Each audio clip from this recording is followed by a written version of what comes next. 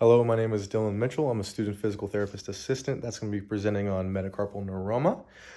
Today I have with me my father Don and my mother Kim Mitchell and our dog Bo. Okay, put this here. I've already presented once. I really don't want to do it again. So Come behind and make sure it's all good. Okay, still going. Awesome, fantastic. Is that a red dot or is that No, a red it square? says the thing right here. It says it's recording still. Okay, so like I said, we're presenting on metacarpal neuroma. I'm going through some different things as far as the etology of it and a few different things lined out in the rubric and the assignment description. More of an in-service style, so we'll be going through quite extensively what it is and treatment options available. So like I said, it's extensive, so we're going to be going over our etology of it within the treatment options, diagnostics, and surgical performance, our signs and symptoms, additional treatment options, contraindications, precautions, physical therapy protocol, types of therapeutic interventions and modalities, assistive devices, anthropometrical measurements, range of motion and MMTs, which is manual muscle testing. We have special tests. We have 5 test questions you guys are welcome to try if you guys want. It's mainly for the class's benefit. We have a research article, and we have our reference page, okay? So going over the etology of it, it's a benign growth or thickening of the tissue that develops on the nerves in the hand or the foot. The foot would be called Morton's neuroma or metatarsal neuroma. Specifically on the metacarpal bones, this is generally going to be affecting the intrinsic muscles of the hand as well as the intrinsic nerves of the hand. A metacarpal neuroma typically forms a result of chronic pressure or irritation of the nerve, often caused by repetitive activities or trauma. There is a small portion of it that may occur spontaneously with an idiopathic cause, meaning we don't really understand the causes. The cause is unknown.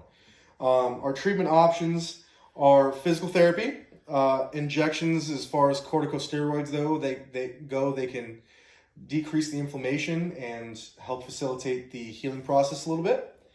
Decompressive surgery, which we'll get into a little bit later. This is generally not a recommended start of treatment. They like to treat this pretty conservatively. In the early stages, doesn't really get to the surgical point until it's fairly severe. We have the nerve removal, which also is another surgical option to treat it again in the severe phases of it. We can look at the common sites of the neuroma forming within the 3rd and 4th metacarpal, which is right here between the middle finger and the ring finger of the hand. So we have our diagnostics. We can do x-rays, ultrasound, MRIs. We have a Tinel sign, which is one used also to help diagnose carpal tunnel syndrome.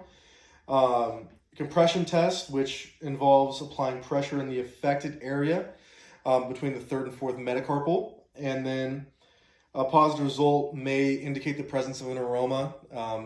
Positive result may be from radicular symptoms or replication of pain within the affected area.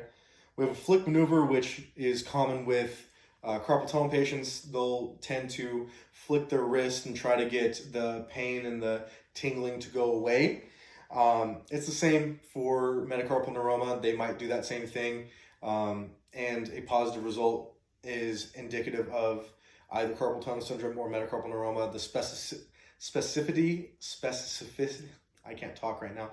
The specific test result isn't necessarily as high as some of these other ones, but again, that is one other diagnostic you can do. Pressure provocation test involves squeezing the affected area between the thumb and the fingers. If it causes pain or discomfort, it might indicate a presence of neuroma. This is something, generally it's, like I said, not very specific, but could indicate presence of neuroma somewhere in the hand. So our surgical performance, we have targeted muscle reinnervation, which is something they're developing as of May of 2020. They're trying to reinnervate motor and sensory nerves back in the hand to try to alleviate some of those real problems with surgical performance within metacarpal neuroma as it gets more severe. So the surgical performance, not generally recommended for mild or moderate cases, as previously from 2019 and on and before, you could lose sensory loss or you can lose motor involvement in the intrinsic muscles of the hand, lose a lot of your fine motor movement, which is a big cause for concern. But with this research article, they're developing a new surgery, which I'll kind of touch on at the end of my presentation. We'll go further there. We have our signs and symptoms. We have signs of them being weakness or loss of grip strength in the affected hand, a clicking or popping sound when moving the fingers of the hand, swelling or tenderness of the affected area. Our symptoms are more subjective. So we have pain or discomfort in the affected area, feeling of numbness or tingling that is radicular down the digits, a sensation of burning or electric shock in the fingers of the hand, as well as worsening symptoms with activity or prolonged use. So generally when you're typing, similar to carpal tunnel syndrome, it could get much, much worse, and that flick maneuver might be utilized to kind of get that tingling or that numbness to go away. So we have our treatment options overall. Again, like conservative treatment, non-surgical is generally going to be recommended for mild to moderate cases. We like to involve rest, ice, and over-the-counter medications such as ibuprofen and Tylenol prior to trying anything else to see if we can get it to go away that way. We have corticosteroid injections, which help decrease the inflammation in the hand, as well as preventing ischemia within the affected area if it gets fairly severe, which can kind of block blood flow from entering the hand and really delivering the nutrients and everything to facilitate that healing process, the body's natural healing process. We have custom orthotics, which I'll touch on assistive devices.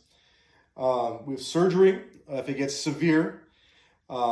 As I've mentioned prior, you can lose a lot of motor involvement and sensory. So we don't like to kind of start with that. We have physical therapy. Specifically, the physical therapy I'm talking about is related to a surgical involvement for severe cases. However, if we're looking at physical therapy for mild to moderate cases, there are exercises and soft tissue mobilizations and modalities that can be used to treat the mild to moderate cases as well and prevent surgical involvement. So we have precautions and contraindications. For this, we're going to avoid direct pressure or friction over the areas in the acute phases. This can aggravate and worsen the symptoms. Limiting range of motion exercises in the acute phases that can exacerbate the condition and delay healing.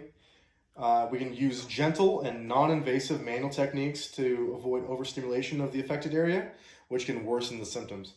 So for these contraindications, it mentions ultrasound in here that is specifically relating to the acute phases of the healing process. So we don't like to use it in the inflammatory phases, but we will get to use it later down the line in the more chronic phases.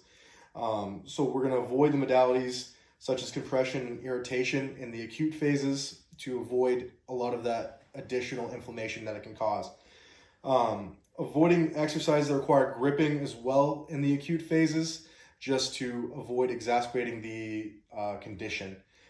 So we can avoid any manual techniques that can eventually cause damage or irritation in the nerves, such as Maitland grades 3 and 4. We're looking at mainly Maitland grades 1 and 2, which is just indicated for pain relief of the affected area or temporary pain relief. So this is our orthopedic protocol. For this, there's not a lot of research for orthopedic protocols or PT protocols for metacarpal neuroma. There is a ton of research on metatarsal neuroma and Morton's neuroma. This is one that is specifically for metatarsal or Morton's neuroma. It would be fairly similar for the surgery being done in metacarpal neuroma, so which is why I put it up here. We're looking at basically using the Rice method for the acute phases from day 1 to day 3 of post-operative intervention. So we can expect numbness 12 to 24 hours. We should ice elevate the affected area. Only after day 3 we can go into effleurage, some of our soft tissue mobilization. So it has to be after day 3 that we do it, and in order to actually get any use out of it, because that's when the stitches are removed, is after day 3. So our exercise examples, we have our phase 1 or acute phase is between 1 day and 2 weeks.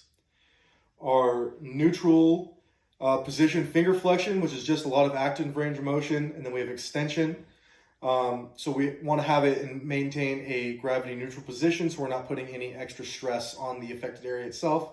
We have Theraball squeezes, which is just an isometric to not change the joint condition or the orthokinematics of it. And then we can look at phase 2, our subacute phase. We have anywhere between 2 and 4 weeks.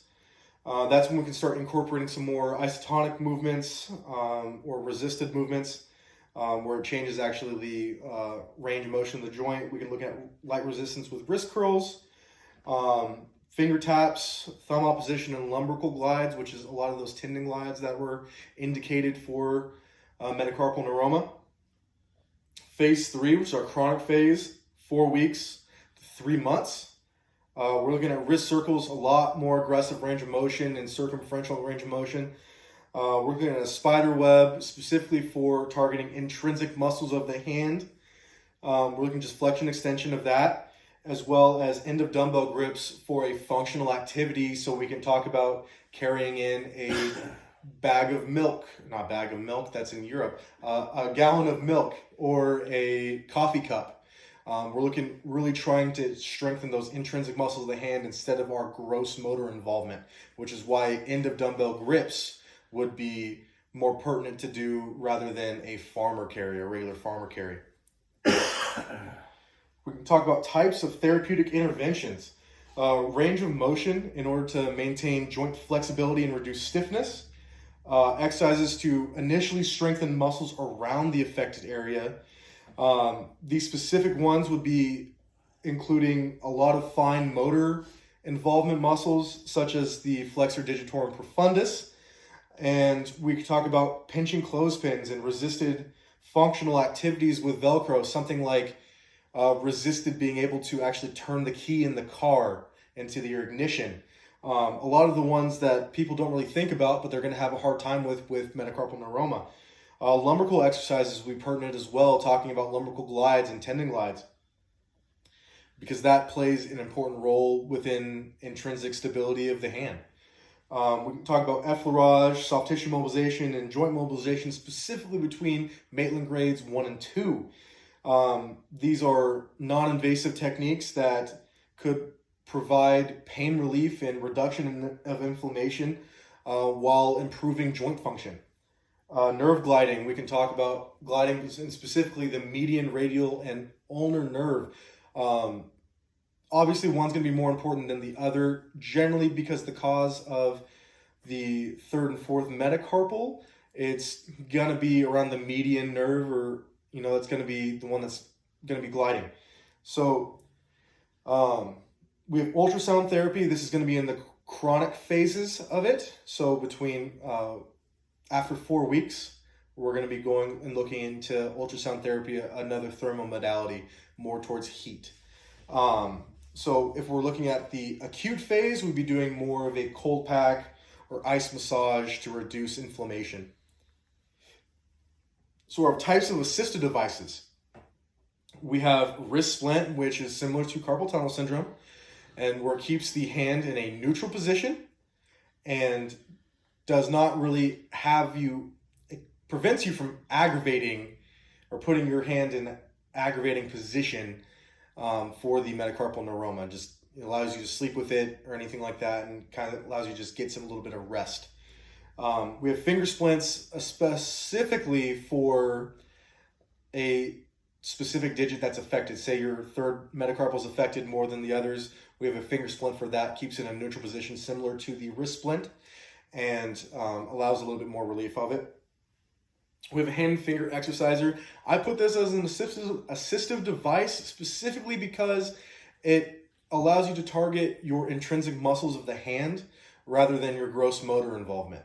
I feel like this could be as assistive as, say, a wrist splint, because if you're build up a lot of these intrinsic muscles, could get you back to gripping your coffee cup. It can get you back to typing. It can get you back to holding a hammer, whatever you need to do. That could involve a lot more fine motor movement. So I put that in there just because I feel like it's as important as a lot more the assistive devices that just may relieve pain. This is going to be preventing you from having more pain in the future. We have finger separators, which places your fingers into a splayed position that will increase the joint space between the metacarpal, the third and fourth metacarpal specifically, and could relieve pressure and pain in that specific area.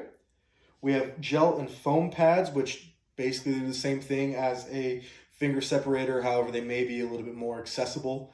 So it's another option you could do. We have assistive devices for daily living, something like a built-up utensil, which is essentially the same thing as a kitchen utensil, but has a bigger grip on the end, or say a curved to 90-degree fork that allows you to eat without causing yourself too much pain based upon your fine motor involvement that may be affected because of the metacarpal neuroma. We also have adapted pins, which are essentially the same thing, and then button hooks that could help you with more of that fine motor move. If you need to put a dress shirt on, or your pants on, it could help you actually be able to do it with lessened amount of pain. We have anthropometrical measurements. We have our grip strength using a dynamometer. Again, this goes with our pain-free grip test. We can tell what level of poundage, whether that be light grip, submaximal grip, or maximal grip, that a patient is having pain at. It gives us kind of an idea of where to start within our ranges of motion, as well as knowing what the patient can tolerate functionally. So we have our finger ranges of motion, measures just the mobility of the joints and may assess some sort of limitation depending on where the affected area is at. We have our hand size, which kind of gets within the amount of joint space you have between the metacarpals. So say if one hand is bigger than the other because of circumferential edema measurement, then you may have swelling and tenderness, and it may be indicative of a metacarpal neuroma. We have thumb opposition, which is a functional movement. So we can tell if you're functionally limited just by the amount of pain you're in or the limited ranges of motion within performing the thumb and finger opposition exam. We have dermatome testing as well. This is going to be for more severe patients or more severe cases to where they actually lose sensory involvement within the hand because the nerve is being impacted. So we have ranges of motion and manual muscle testing. So we have goniometric measurements with flexion extension. Both are important so we can look at what is functionally limited and what's within normative value to see where exactly you're having that pain at, as well as being able to address certain areas and kind of improve those ranges of motion that may have a deficit. As well as wrist flexion extensions, same reasoning, same justification. So we have manual muscle testing within grip strength. Specifically, the one I mentioned before is the flexor digitorum profundus, which is going to be involving the third metacarpal, which again is going to be the common one to get impacted by metacarpal neuroma. Excuse me. So I want to look at making sure that that muscle specifically is looked at and assessed, because that may be indicative of neuroma being impactful on that motor nerve. We have pinch strength or pinch gripping, which we can look at with a special dynamometer-like equipment to where we can tell the poundage that a patient is able to actually pinch something before they have a painful response. This is specifically important for something like gripping a car key, being able to turn that, being able to actually pick clothes up off the floor without pain. That's going to be extremely important for someone's daily life. So we want to make sure we assess that as well. Thumb opposition, this is another functional measurement we can look at for being able to make a fist, for being able to grasp across your palm within a pain-free range. So we want to make sure we're assessing at least these ranges of motion and manual muscle testing when we're looking at a patient with metacarpal neuroma or suspected metacarpal neuroma. We have special tests that we can use. We have the pain-free grip test, which is used with a dynamometer that is taken maximal amount of poundage that they can grip this device without pain. It's taken 3 times, and the score is averaged out between those 3 tests, and we can look at what level they're having pain. We can tell if they're having pain submaximally within light resistance, or if they're having pain at their maximal grip at their end range. We're looking at grip rotary impaction test. This is used to assess ulnar impaction. So the patient will perform grip strength in supinated and pronated positions. Clinician will measure grip in forearm supinated and pronated with wrist in neutral position. A positive test is indicative of a supinated grip is stronger than a pronated grip. We have Tinel sign. This test involves tapping over the affected area to elicit tingling or pins and needle sensation. A positive Tinel sign may indicate the presence of a nerve compression or irritation, which is commonly seen in neuromas. This is something that you have done with carpal tunnel patients. Instead of tapping just on the ulnar nerve within the carpal metacarpal space or the carpal tunnel, you do it over the affected area between wherever they're affected on between their metacarpals instead. It should produce a same result. We're looking at compression test. This test involves applying pressure to an affected area, usually between the 3rd and 4th metacarpal. A positive result may be indicative of a presence of a neuroma, and that positive result would just be a replication of those symptoms. We have 5 test questions. I'm going to go over this for the class. Feel free to answer if you guys want. 5 test questions. What is a metacarpal neuroma? A bone fracture in the hand. B, a benign tumor on a metacarpal bone. C, a painful condition caused by compression of the nerves in the hand. D, a congenital hand anomaly.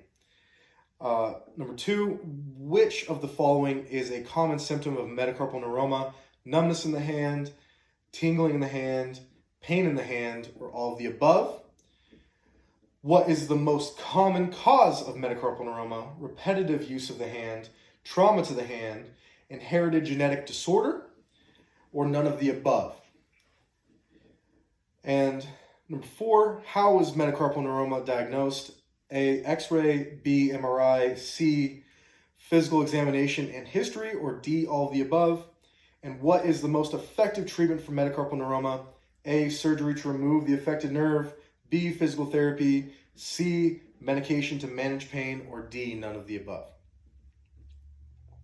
So our research article right here is what I was kind of teasing at earlier.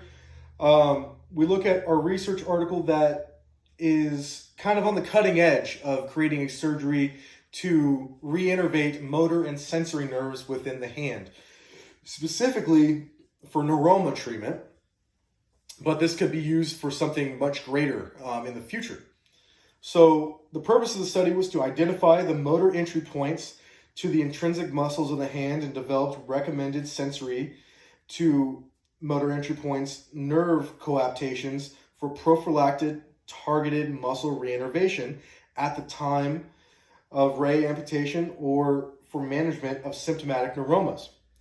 The authors performed dissection of 5 fresh latex injected cadavers to record the number, diameter, surface of entry, and distance from landmarks of the motor entry points to the target muscles.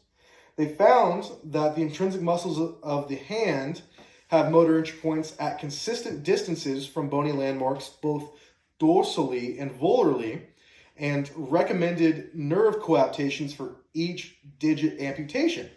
These findings can assist surgeons in identifying the locations of motor entry points when performing targeted muscle reinnervation in the hand for both neuroma treatment and prevention.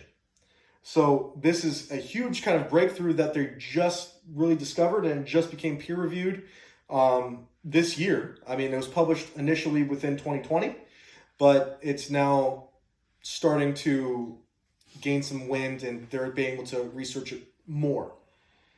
So it's fascinating, really fascinating. So I have my reference page right here. I want to thank you guys for watching. I appreciate it very much. Again, my second time. Appreciate it. Thank you guys.